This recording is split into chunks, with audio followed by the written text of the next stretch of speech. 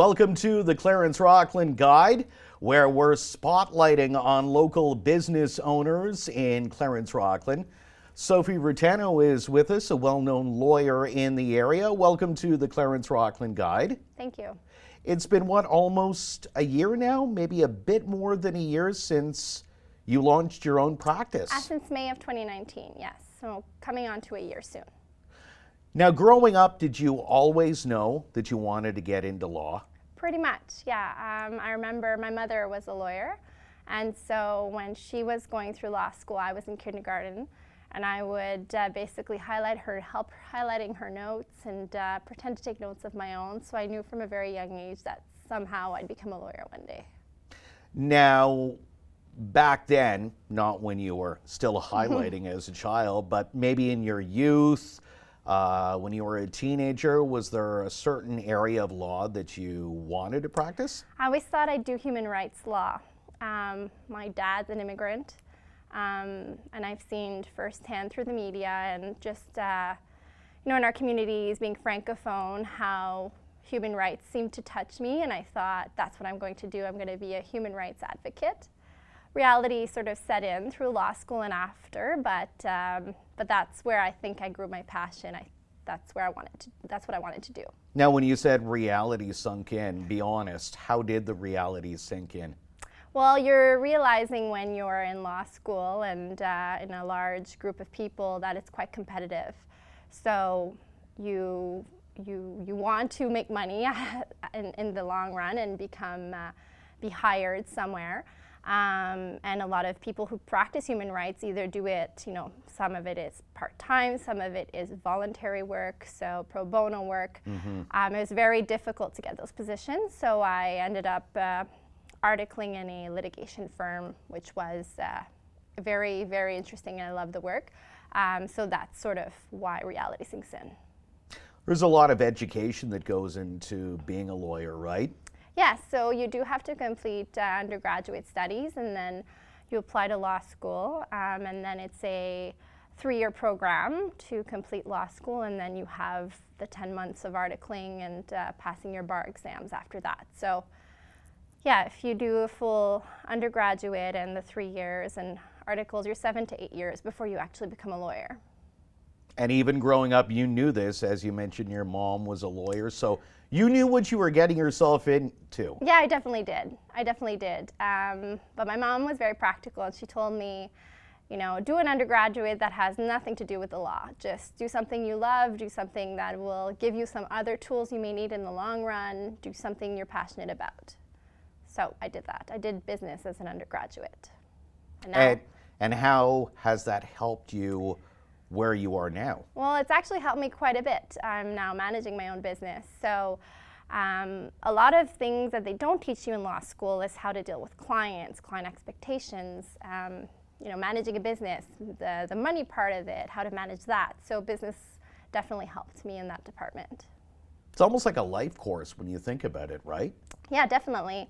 It teaches you marketing, it teaches you economics, how to manage budgets, how to do financial statements, things like that. Not necessarily that I do all of that myself, but at least you have an eye out for those things.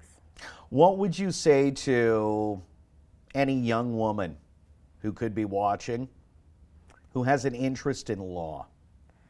I would just say work hard, keep working hard.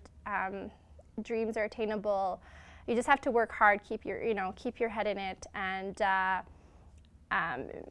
there's going to be failures. It's not easy. Law school was not the easiest thing. I was always a very high achiever in school, and law school was a bit of a reality check, meaning, they don't just give out A's and A pluses. So just keep working hard and really, be passionate about what you do, love it, because it is difficult, but just don't give up and keep at it.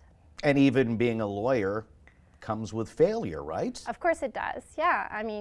Not every client's happy. Not everyone loves you. Not everyone, you're going to have those unhappy clients because they're dealing with really difficult situations, but it's how to manage those expectations and accept that you do your very best, and that's all you can control, really. And as you mentioned, with you doing your undergrad in business, yeah, and learning how to deal with clients, I'm sure that's helped with those difficult clients that on the outside could be difficult, but you know deep down inside they're hurt. When there's emotions involved, sometimes we have a tendency to act out sometimes. Yeah, exactly. I think that has a lot to do with life experience in general, whether it's business or law or whatnot. Even I worked in the service department to earn enough money to go to law school. I waitressed most of my teenage years, if you will. And sometimes it's just to remember that the facts are the facts. That case is a hard case. The client's going to be unhappy, and it's sort of get back to the basics. And honestly, I find in difficult situations, the best thing to do is to have a one-to-one, face-to-face conversations with my clients and lay it all out and be honest and say, what you see is what you get, and that's okay if you're unhappy with the situation. How can we work on that? But I've managed to find a good way to deal with those hard situations. Would you say law is the same law as it was 30, 40 years ago? Well, it's hard to say. I wasn't practicing 30, 40 years ago, but just on reading all of the case law, law is different for sure because client expectations are, we live in a digital world. So emails are now your letter and your demand letter and your starting of your claim. So the time required to respond, I believe, the expectations are much higher on us.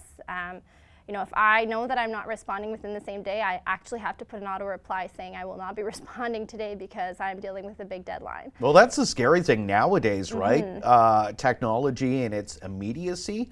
I'm sure you do have high expectations from your clients where they almost expect an answer right away. Of course, and I try to be as honest and open up that communication as much as possible, because most of the issues, what we learn in our industry is most of the issues, lawyer-client issues, are all dealing with communication. So it's to try and keep that communication open, say, reach me or anyone from my team on any given day, and we'll call you back or give you an answer or send you an email as soon as we can.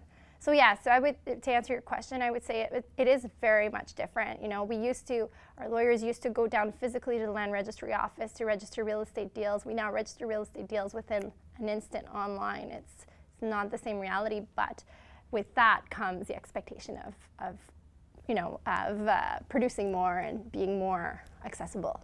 For those that don't know, what law do you practice, Sophie? Yes, so I practice family law and litigation. In that I do employment law matters. I do real estate and wills as well as estates. So I do have a general practice. I am very honest and forthcoming. So if there is something that I'd rather refer out, then I will. I'm not shy to say that this is what I know or this is what I don't know. But yeah, those are my areas of law. Speaking of family law, it's got to be tough sometimes when there's children involved. Yes, it can be. Definitely. I think now that I have children of my own, I do see that it can become difficult, but I would say with time I've learned to be very compassionate and being there for my clients. But at the end of the day, my job is to give legal advice and to give them opinions and options, and I do that at the utmost that I can in my abilities, and then my clients have to make sometimes those hard decisions. But those files do hit home. It's hard when you can relate to that 3-year-old or that 5-year-old on the file that's the same age as your kids. But yeah, it's so rewarding though to know that at the end of the day I can help out those families. That's why I do what I do. It's got to be a long week. How many hours do you work roughly a week? It really depends. It depends on how demanding my files are at that time. On any given week, I can work, your usual 40-hour week.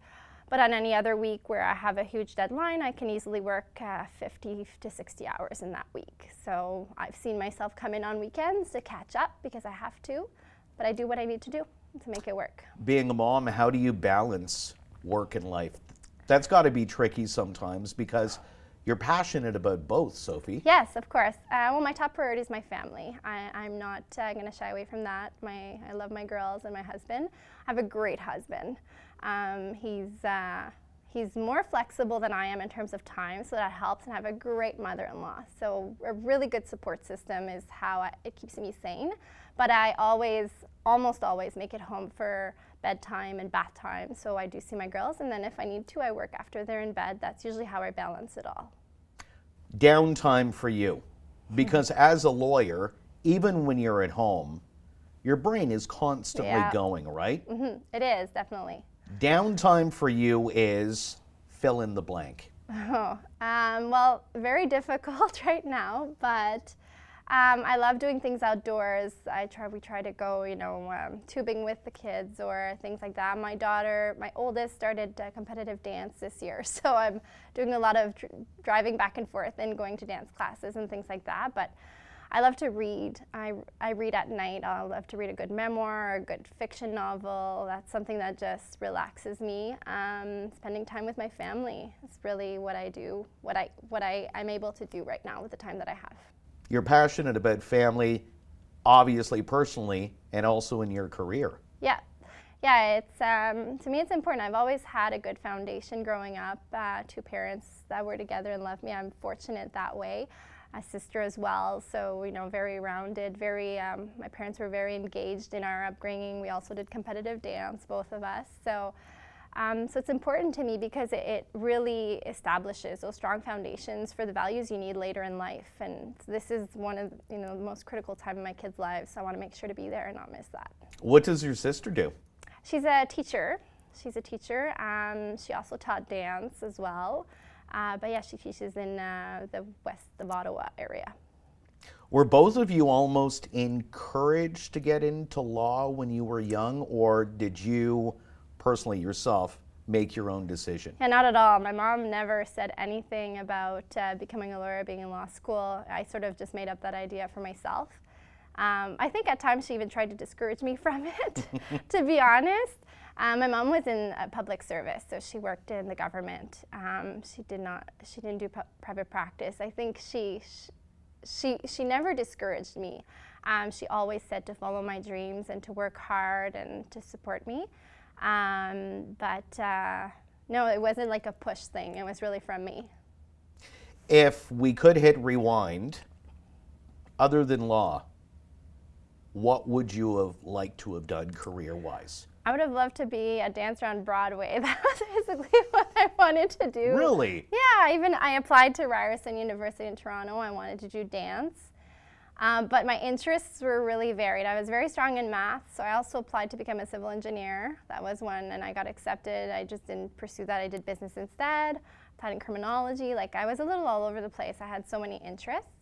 But all in all, I'm really glad I went into business and law school in the end. What does your community mean for you? I see the community as being an area that you can go to and contribute and be involved in activities, and you don't have to go to, drive to Ottawa and have to pay to do something. I'm very involved in the Optimist Club in Hammond. I've always organized the public speaking contest. So public speaking to me means a lot because I've grown a lot through the years when I was in school doing public speaking and to become a lawyer, so that was very important in my upbringing. So I contribute that way. I also enjoy participating in the Chamber of Commerce, having events, having a vibrant chamber so that we can put forward our issues. So that's how I can contribute and give back as much as I can. Obviously, you adopted your career from your mom. What if your daughters, when they grow up, say, "Mom, I want to be a lawyer"? Tell them, go for it. I think it's important, and my mom was always like this. She'd always let us make up our minds. So I think it's important for my daughters, if they decide that they want to do that, to really pursue their dreams and do what will make them happy. And let them discover whether if there's harder parts of it or not as much, areas that aren't as pleasant. You have to make up your mind on those things on your own. So I think independence and making those decisions is just part of life in your upbringing. I would probably, roll my tongue and think of a few things, but I would say go for it. You want to do that, good for you. Sophie Reitano, thanks for being on the Clarence-Rockland Guide. Thank you very much for having me.